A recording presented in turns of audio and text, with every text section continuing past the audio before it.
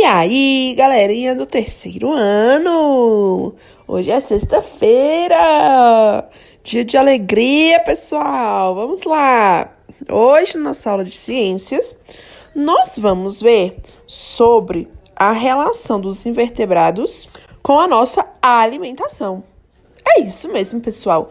Nós usamos alguns invertebrados na nossa alimentação. Os mais comuns, pessoal, são moluscos, como, por exemplo, mexilhão, polvo, lula. E aí, a gente também usa os crustáceos, como, por exemplo, caranguejo, camarão. E existem, pessoal, ainda alguns países espalhados pelo mundo que fazem uso de outros tipos de invertebrados, como, por exemplo, formigas, até mesmo, em alguns casos, escorpiões, grilos, besouros.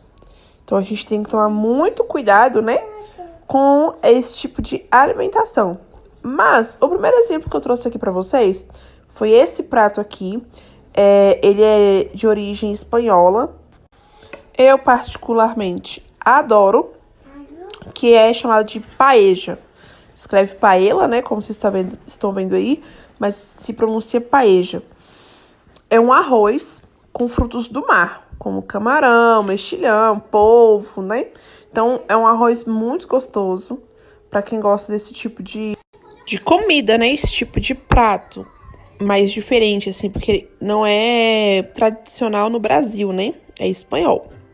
Um outro prato que eu trouxe, ele é bem diferente pra gente que não tem o costume, né? É chamado de farofa de içá. Pessoal, essa içá é uma parte da formiga, mais especificamente é o abdômen, a barriga da formiga.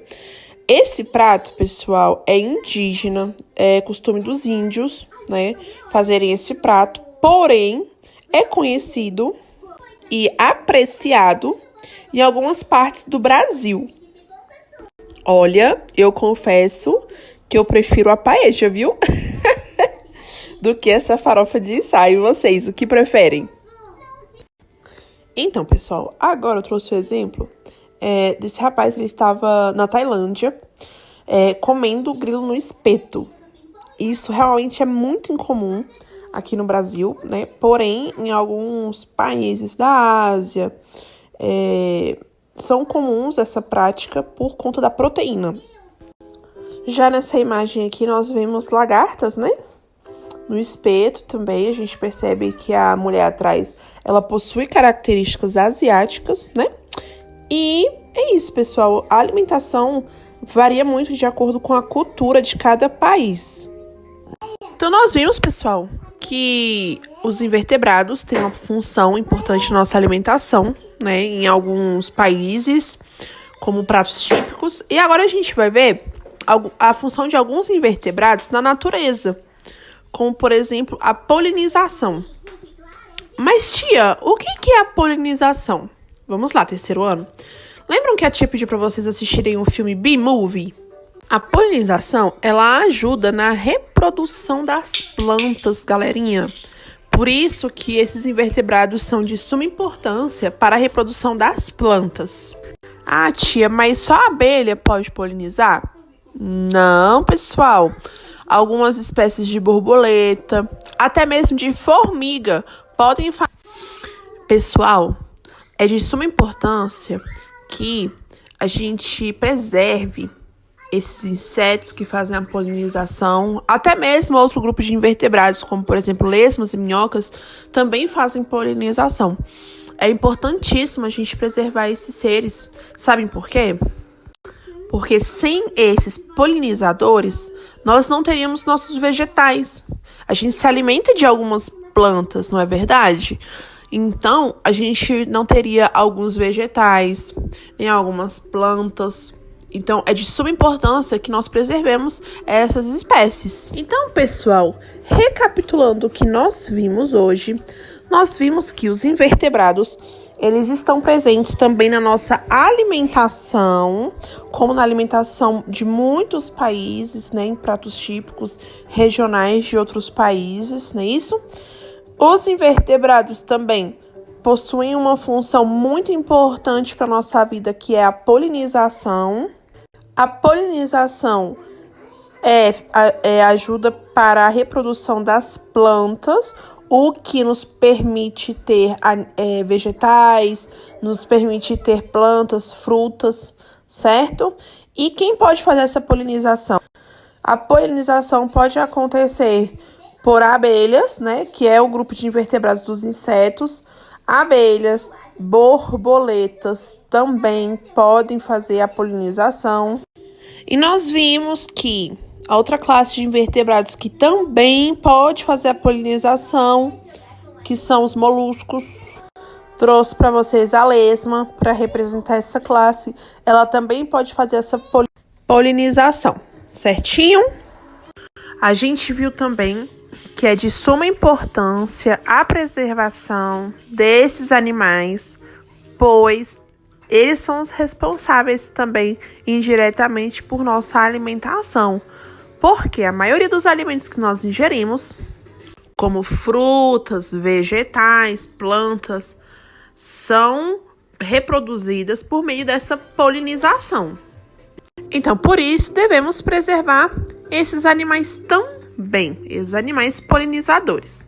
Certo, pessoal? Então, pessoal, a gente acabou de ver aqui, né, sobre a polinização. E aí, vocês vão responder a essas questões da página 196 do livro de ciências, tá bom? Aqui na questão 6, vem um texto. Vem um texto sobre uma notícia. Diz assim: a morte de cerca de 40 milhões de abelhas no Rio Grande do Sul reforça um conflito entre dois grandes aliados, a apicultura e a produção de grãos. A aplicação incorreta de um inseticida nas lavouras de soja é a principal suspeita para a morte de 5.000 colmeias. Aí talvez vocês estejam se perguntando o que significa a apicultura. Pessoal, a apicultura é a criação das abelhas para o mel, para a extração de mel e outros produtos. Lá no filme B-Movie, que eu pedi para vocês assistirem em aulas anteriores, mostra um pouco, né, sobre essa apicultura. Eles extraem o mel, colocam em vasilhames para vender em mercados e assim por diante. Aí a questão A vem assim: além da produção de mel, qual outra função das abelhas pode impactar a vida dos seres humanos? Bom, pessoal, a gente viu na aula de hoje que a abelha é uma grande polinizadora. Mas como a polinização pode afetar as nossas vidas, as vidas dos seres humanos, né? A tia explicou hoje também. E a questão B: cite outros invertebrados que também exercem a função mencionada na resposta do item anterior. Então, pessoal, a gente viu que não só a abelha pode polinizar, como vários outros. Então, vocês vão colocar aqui outros invertebrados que fazem essa função, certinho? Aí, pessoal, a gente, para recapitular sobre os vertebrados e os invertebrados, vou pedir para vocês fazerem a questão 3 da página 194, tá bom? Para vocês listarem aí 5 animais invertebrados e 5 animais vertebrados. Lembrando que os animais invertebrados são os animais que não possuem a coluna vertebral e o crânio. E o animal vertebrado possui a coluna vertebral e o crânio. Ele possui uma estrutura óssea, ele possui um esqueleto. Certo? Então, vocês vão fazer somente a questão 3 da página 194. Aí, pessoal, eu quero saber se vocês comem algum animal invertebrado e que vocês gostam de comer. Por exemplo, eu gosto muito de camarão. E aí, eu quero que vocês escrevam no caderno de ciências sobre esse prato que vocês gostam de comer. o tipo de invertebrado que vocês gostam. Ah, é um crustáceo? É um molusco? Eu quero que vocês descrevam esse animal invertebrado para mim no caderno de vocês, de ciências, tá bom? Então, galerinha, essa foi a nossa aula de ciências de hoje. Eu espero que vocês tenham gostado, tá bom? Não esqueçam de colocar o nome com as iniciais do sobrenome de vocês aí nos comentários, tá bom? Um beijo bem grande, bom final de semana. Aproveitem o final de semana para descansar, para fazer atividades físicas, tá bom? Para gastar um pouquinho de energia aí. Que logo, logo estaremos juntos novamente, tá bom? Um beijão!